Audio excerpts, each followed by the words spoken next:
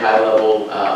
This is the structure of the model, and I certainly don't want to get into the weeds here, but I want everybody to at least have a high level sense of how the model works, so that you feel comfortable with the methodology.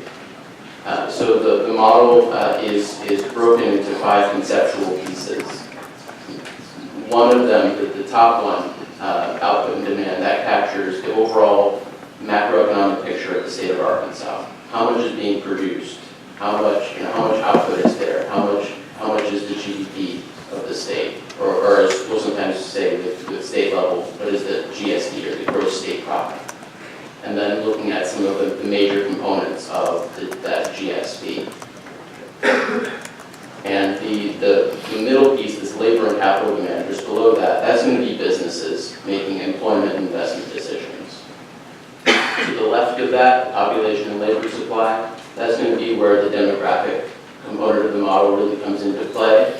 We'll be able to look at changes in population, not only through natural changes like birth and survival rates, but also through economically motivated migration. And as we'll see, that will show up in the analysis of every proposal that we're looking at today.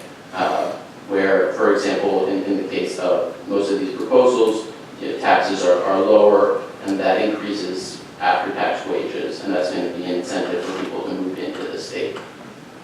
Down at the bottom, the box down at the bottom captures the different prices, the different markets in the economy. So the labor market, the housing market, the market for consumer goods, are able to look at the effects of prices and as they relate to the cost of doing business. And that will be another important component of the analysis today, especially when looking at some of the corporate tax changes.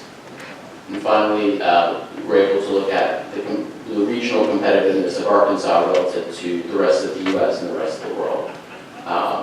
And so when we input a tax proposal, that's going to run through this model that links together all of these components of the economy in order to get an impact.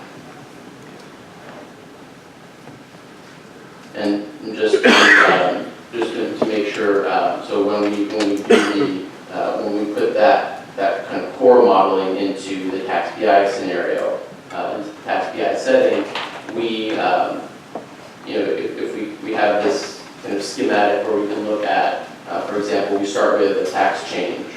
That's going to again have this static impact on the budget, but it's also going to have this change to incentives. That's going to change behavior, and in turn, that's going to change the tax base. And so that's going to be reflected in the budget tool that we have in the model that allows us to link the budget categories to the economic variables and the demographic variables.